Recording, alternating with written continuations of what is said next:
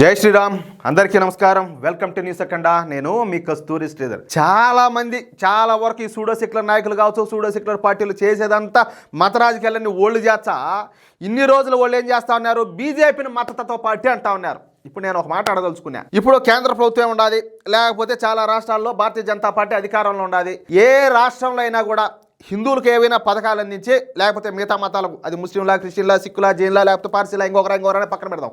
హిందువులకు అందించిన పథకాలు వేరే వాళ్ళకి అందకుండా ఏమన్నా ఉన్నాయా చెప్పండి. ఒకవేళ ఆ విధంగా ఏదైనా చేసి ఉంటే అప్పుడు బీజేపీ మతతత్వ పార్టీనే. కానీ 100% నేను చెప్తున్నా, గుండెలు మీద చేసుకొని చెప్తున్నా, ఎక్కడ కూడా ఈ దేశంలో ఇంతవరకు ఆ మారి ఎక్కడ కూడా జరగల. అంటే హిందువులను ఒక రకంగా, ఇతర మతస్థులను ఒక రకంగా ఎప్పుడు కూడా భారతీయ జనతా పార్టీ చూడాల. నేను చెప్తున్నా, కావాలంటే ఎవరైనా కూడా నిరూపించాడు, చూద్దాం. ఏది లేదు, హిందువులను ఒక రకంగాను మిగతా మతాలను ఒక రకంగా చూశానని చెప్పి. ఈ దేశంలో చెప్పాలంటే మైనార్టీలుగా, అసలు సిసలైన మైనార్టీలుగా పోతుంది కేవలం హిందువులే. సామే ఎవరున్నారు? ఇప్పుడు అన్ని పార్టీలు కూడా మిగతా వాళ్ళందరినీ కూడా సరే బాగా అంతా బాగానే చూస్తారు. చెప్పాలంటే మేము హిందువులు అని చెప్పుకునే దానికి కూడా రైట్స్ లేవు ఈ దేశంలో. నేను హిందువుని అని చెప్తే వీడు మతత్వవాది అంటారు. అంత మాత్రం ఒక ముస్లిం నేను ముస్లిం అని చెప్పగలుగుతాడు, ఒక క్రిస్టియన్ నేను క్రిస్టియన్ అని చెప్పగలుగుతాడు, ఒక సిక్కుని అని చెప్పగలుగుతాడు, ఒక పార్సీని అని చెప్పగలుగుతాడు, ఒక జైనుడు నేను జైన్కి అని చెప్పగలుగుతాడు. కానీ కేవలం దౌర్భాగ్యం ఏంటంటే, నేను గనక అయ్యా నేను హిందువును అని చెప్పినట్టే వీడు మతత్వవాది రోయుడు, అమ్మో వీడు బలెవోడు, చూడబోతాను వీడు బీజేపీ వాడు ఉన్నట్టున్నాడు, వీడు ఆర్ఎస్ఎస్ వాడు ఉన్నట్టున్నాడు, వీడు విహెచ్పి వాడు ఉన్నట్టున్నాడు అంటారు. అవునా కదా? ఆ పరిస్థితిలో బతున్నాం మనం ఇప్పుడు. కానీ ఇంతవరకు ఇదే మరి సాగింది కదా. భారతీయ జనతా పార్టీకి సంబంధించిన నాయకుల్లో మాత్రం క్రమేపీ మార్పు అయితే వస్తుంది. ఈ న్యూస్ మాత్రం సూపర్గా ఉంటుంది, అదిరిపోతుంది. ఏ ఒక్కరు ఎక్కడ కూడా మిస్ కాకుండా, స్కిప్పులు కొట్టకుండా జాగ్రత్తగా చూడండి. ఇంకొంతమంది అంటున్నారు, కొంతమంది టైం ఎక్కువైపోతుంది, అది జరుగుతుంది. నాయన ఇప్పుడు కేవలం నేను న్యూస్ మాత్రమే చెప్పాలనుకుంటే ఈ న్యూస్ మాత్రమే చెప్పే ఛానల్ చాలా ఉన్నాయి, దండిగానే ఉన్నాయి.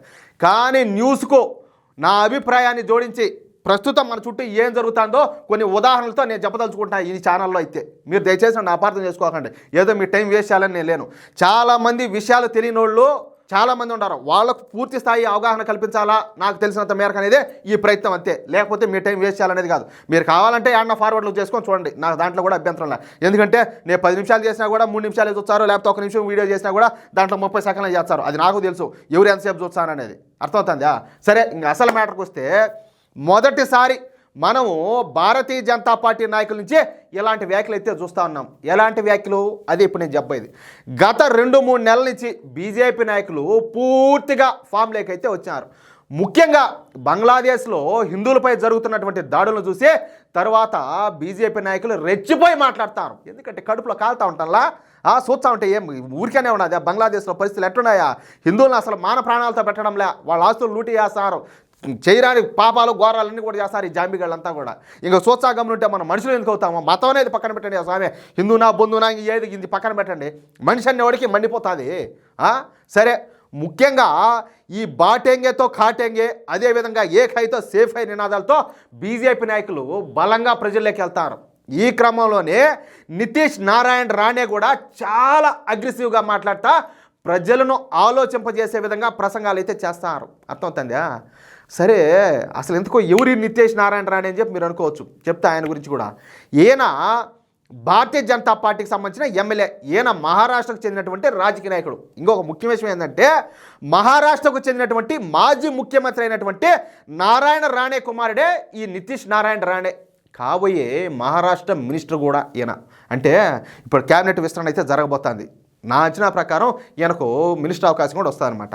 నిజానికి నితీష్ నారాయణ రాణే మొదట కాంగ్రెస్ పార్టీలో ఉన్నాడు. ఏది, మన అస్సాం ముఖ్యమంత్రి హిమంత బిశ్వ శర్మ గారు ఉన్నారు కదా, ఆ మాదిరిగా. కానీ కాంగ్రెస్ పార్టీలో ఉన్న ఓటు బ్యాంకు రాజకీయాలతో విసుగు చెందినటువంటి ఈ నితీష్ నారాయణ రాణే ఆ తర్వాత బీజేపీలో జాయిన్ అయినారు. ఇక అప్పటి నుంచే రఫాడీడు మొదలు పెట్టాడట్టే. నిన్నటికి నిన్న ఈ నితీష్ నారాయణ రాణే మాట్లాడతా ఈ ముల్లాలు మత పెద్దలు కాస్త ఆలోచన చేసి ప్రవర్తించాలని చెప్పేసి అనవసరంగా ఫత్వాలు జారీ చేస్తే పరిణామాలు అయితే తీవ్రంగా ఉంటాయని మాట్లాడినాడు. ఎందుకో తెలిసిన, అది కూడా చెప్తాలే. ఇక పైన మహారాష్ట్రలో ఎగిరేది కాషాయ జెండానే. మసీదుల నుంచి వచ్చే ఆజాన్ను హిందువులు వినాల్సిన అవసరం లేదు, మసీదులపై నుంచి లౌడ్ స్పీకర్లను వెంటనే తొలగించాలని చెప్పేసి పేర్కొంటా కొన్ని కీలక వ్యాఖ్యలు అయితే చేశారు. ఈయన మాట్లాడిన ప్రతి మాటకు కూడా ఒక అర్థం ఉన్నది, ఒక పరమార్థం ఉన్నది. ఆయన ఊరికే మాట్లాడాల. ఇప్పుడు కొత్తగా ఈ నితీష్ నారాయణ రాణే మాట్లాడుతా ముస్లింలకు నరేంద్ర మోడీ అంటే ఇష్టంలే. ఉంటారు, ఎవరో 100కు ఒకరు ఇద్దరు ఉంటారు అంతే. వాళ్ళు నరేంద్ర మోడీకి ఓటైతే వేయరు, ఇదైతే కన్ఫాము. వాళ్ళకు బంగారంతో రోడ్లు వేసినా వాళ్ళు నరేంద్ర మోడీని అయితే వాళ్ళు ఇష్టపడరు. అలాంటప్పుడు మనకు వాళ్ళతో అవసరం ఉండాది? అవును, ఇది కూడా పాయింటే, మీకు అనిపించడంలే? సరే, మనము లడ్కీ బహన్ యోజన పథకాన్ని ప్రవేశపెట్టినాం. ఈ పథకం ద్వారా ఆర్థికంగా వెనకబడినటువంటి 18 సంవత్సరాలు నిండిన ప్రతి మహిళకు 2100 రూపాయలను అయితే మనం అందిస్తున్నాం. కానీ ముస్లింలు మాత్రం 2 కంటే ఎక్కువ పిల్లలను అయితే కలిగి ఉన్నారు. అంటే ఇప్పుడు ఎట్టా, ఒక ఇంట్లో ఒక 6-7 మంది ఉంటారనుకుందాము ఆడవాళ్ళు, అప్పటికి 2100 ఇంటూ 6-7 మరి అంటే 6 కుటుంబాలకు పోవాల్సింది ఒక కుటుంబానికే పోతుందా లెక్క ప్రకారమా? అంతే కదా. కాబట్టి 2 పిల్లల కంటే ఎక్కువ పిల్లలు ఉన్నటువంటి కుటుంబాలకు ఈ లడ్కీ బెహన్ యోజన పథకాన్ని తక్షణమే నిలిపేయాలా? అవును కదా, ఆర్థిక భారం పడుతుంది కదా, ఇది కూడా పాయింటే. రాష్ట్రం మీద ఆర్థిక భారం పడినప్పుడు ఎట్లా? ఇప్పుడు 10 మందికి పోవాల్సింది కనీసం ఒక 2 ఏళ్ళకే పోతే అప్పుడు కష్టమే కదా మాదిరిగా. పాయింటే, దీన్నే మనమే తప్పుపట్ట పని లేదులే. కానీ వాళ్ళు మాత్రం మనకు ఓటేరు. ఏది, మనం డబ్బులు ఇచ్చా కానీ వాళ్ళు ఓటేరు. సరే, అది కూడా కరెక్టే, దాన్ని కూడా తీసేయాల్సిన పనిలే. మరి అలాంటప్పుడు మనం ఎందుకు వాళ్ళ గురించి ఆలోచించాలా? పైగా హిందువులు కష్టపడి చెమటోడ్చి కట్టే పన్నులను మనం ముస్లింల కోసం వినియోగించడం అర్ధరహితము. అందుకే చెప్తున్నా, మన పథకాలను ముస్లింలకు అందకుండా నిలిపేయాలా? మనకు అంత అవసరం కూడా లేదు అంట నితీష్ నారాయణ రాణే గారు తన పదునేటువంటి వ్యాఖ్యలతో దడదడలాడిచ్చాడంటే. కానీ ఎవరు ఒప్పుకున్నా ఎవరు విమర్శించినా ఒకటి మాత్రం నిజయ్యా, ఈ నితీష్ నారాయణ రాణే చెప్పింది మాత్రం అక్షర సత్యం. సరే, ఎవరు ఏమైనా అనుకోండి, ఇబ్బంది ఏమైనా. ఎందుకంటే ఎంత చేసే మాత్రం ఆయన అన్నట్టు బంగారుతో రోడ్లు వేసే మాత్రం బీజేపీకి వాళ్ళు ఓట్లు వేస్తారా? బేరు. పైగా ఏంటంటే బీజేపీని విమర్శిస్తారు, ద్వేషిస్తారు, దూషిస్తారు, ఎన్ని కావాలంటే అన్ని చేస్తారు. ఎవరో నిజాన్ని గ్రహించే వాళ్ళు ఎవరో ఒకరో ఆరో ఉంటారు. ఇప్పుడు అంతెందుకు, ఇప్పుడు బంగ్లాదేశ్లోనే ఏమంతా గొడవలు జరుగుతున్నాయి కదా. ఎంతమంది బంగ్లాదేశ్లోనైనా ఈ మారి జరుగుతున్నాయి, ఈ మారిగినంటే ఎవరైనా స్పందించారా? అంత మాత్రం కూడా మన అప్పుడు కనీసం మన సరిహద్దు దేశం కూడా కాదు స్వామి.